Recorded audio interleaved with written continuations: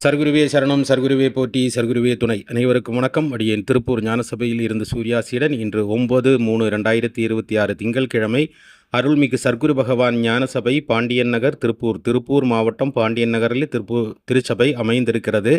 இந்த திருச்சபையில் ஏழை எளிய மக்களுக்கு தினமும் எம்பெருமான் ஈசன் கணக்கன்பட்டி மூட்டை சுவாமிகள் அன்னம் தானமாக வழங்கி வருகிறார். ஏழை எளிய மக்கள் பசியாறி இறைவனுக்கு நன்றி சொல்லுவதை தினமும் இங்கே நடந்து கொண்டிருக்கிறது.